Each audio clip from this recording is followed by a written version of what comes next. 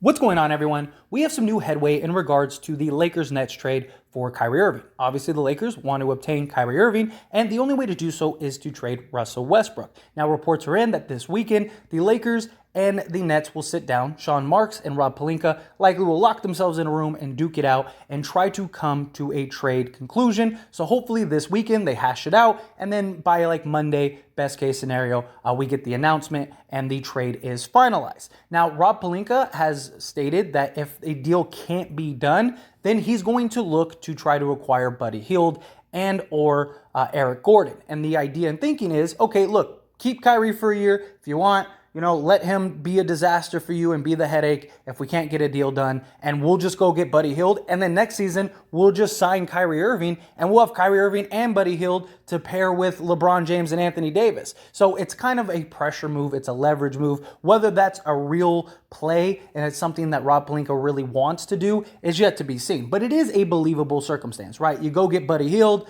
because you can't get Kyrie Irving. You need a shooter regardless. So you make that deal. You take him on. And then in the event that Kyrie Irving, ends up getting traded, maybe you don't have to give up a majority of the assets you were going to give to the Nets. So maybe eventually the Nets just cave later. There's options there for the Lakers, but very likely just a leverage play because they want Kyrie Irving. That's the goal. Get me Kyrie Irving now so we can run him this year and not worry about it. Now, beyond the Las Vegas meeting, we have a new update that may actually help facilitate this trade and give us some real headway going forward. And that deal comes from Eric Pincus, where the Brooklyn Nets and Los Angeles Lakers have held preliminary discussions on a Kyrie Irving trade, and sources indicate the teams are exploring the potential of pulling the San Antonio Spurs into a multi-team deal. Now, right off the bat, you might be thinking, why would the San Antonio Spurs want to get involved in this? What is the point? What would be the reason? Well, for starters, the San Antonio Spurs are clearly trying to tank for Victor Wembanyama.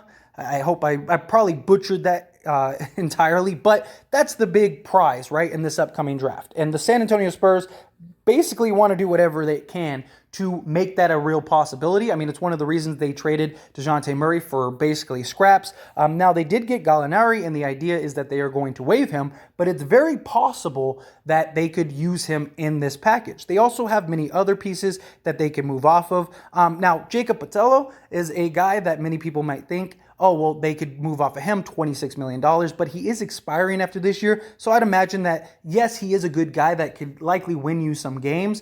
He is an expiring contract, so you'd likely want that leverage going forward. However, he may have to be a piece in this because the idea is the San Antonio Spurs would take on Russell Westbrook. But San Antonio does have quite a bit of money to absorb a lot of that contract. And then San Antonio plans on buying Westbrook out. They don't want him to play. So then Westbrook would get bought out and he could go to whatever team he wants, which could be interesting and a story in and of itself. But beyond that, you have other guys, Josh Richardson, Doug McDermott, guys that they could unload. Now, San Antonio isn't just going to do this out of the kindness of their heart, right?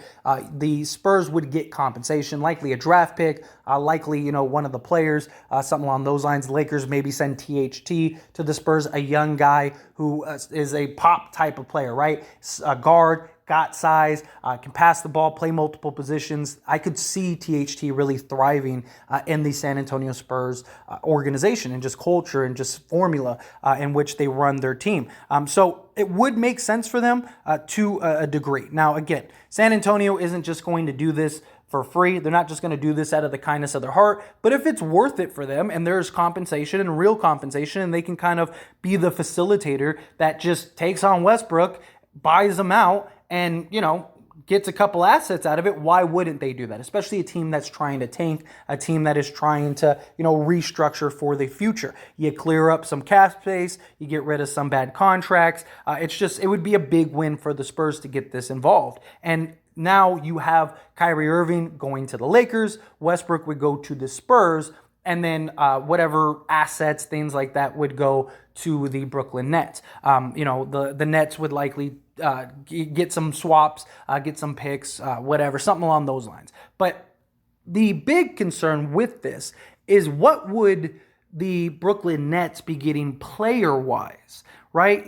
Because the whole thing is that at least Westbrook will play for you. Now, of course, there's confusion and questions about Simmons and Westbrook, right? I mean, for the Lakers, this makes all the sense in the world. You get Kyrie Irving, maybe you have to give up a little more, whatever. You get Kyrie, you're likely contending for a championship. From the San Antonio Spurs perspective, it makes all the sense in the world, right? You're getting some assets. You're just going to buy out Westbrook. You got to spend the cap money anyway, so it doesn't hurt you. And then there you go. And instead of just getting some random guys, you get Westbrook on the books for the year. He's not going to play for you. You tank. Hopefully you win the grand prize in the draft, get the number 1 pick, and then boom, there you go. You got a nice young talent. You got some draft picks, whatever it takes to be the middleman to facilitate this. But for Brooklyn, it's like, unless they do get Jacob Poeltl, which could be a good prize for them, right? A solid center, things like that. Even if they trade Kevin Durant, they're likely not going to get Ayton because that would hard cap them.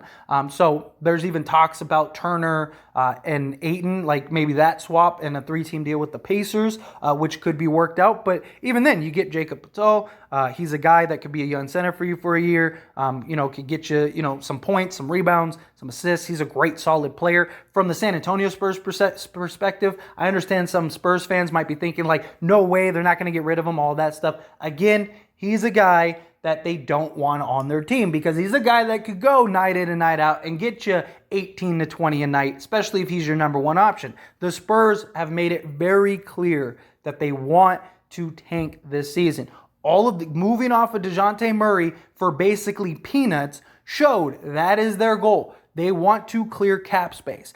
And yes, Poeltl is a free agent, but if you get a bigger contract that is more financially flexible, and such as like a Russell Westbrook or maybe like a Seth Curry or something like that, then you could see where this could take place. Very likely the only player that goes to the Spurs is Russell Westbrook, and then they probably get picks where maybe THT and Poeltl and maybe Josh Richardson, something like that, go to the Brooklyn Nets instead of Russell Westbrook, because it looks like Brooklyn doesn't want Westbrook. Now, they might not have a choice in the matter, but we'll see. We'll see how this all develops. We'll see how this all takes place and shapes up. But it is a real possibility, is being heavily reported.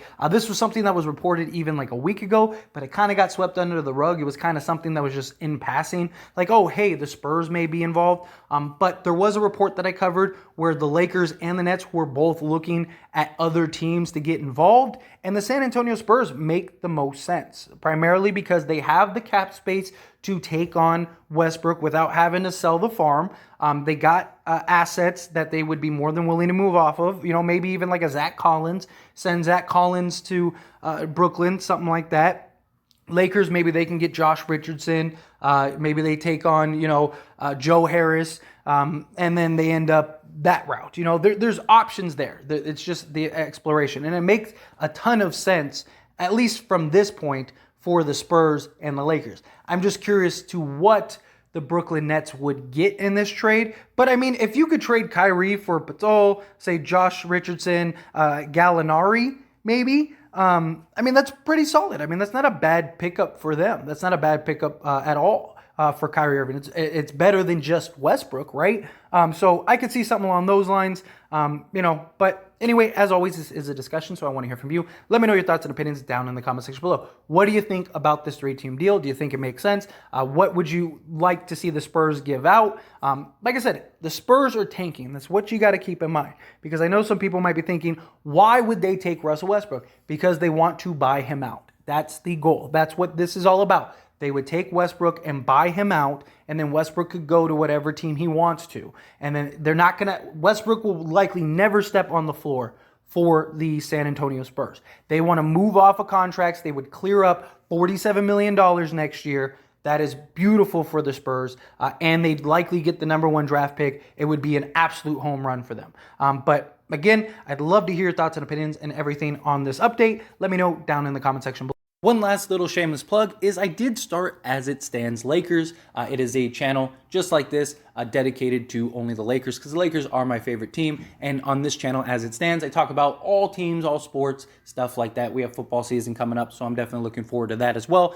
And I just wanted to make a dedicated channel to the Lakers to give the ins and outs. Now, all the big stuff, all the big news and stuff, I will still post here on this channel.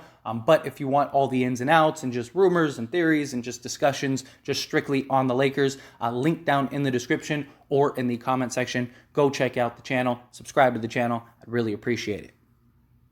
That being said, hit that like button. Helps me out a lot. Lets me know you enjoy these types of videos, and I truly appreciate it. If you're not subscribed to the channel, hit that subscribe button, followed by the bell notification. Stay up to date with all things sports. Join this wonderful community and all of our discussions.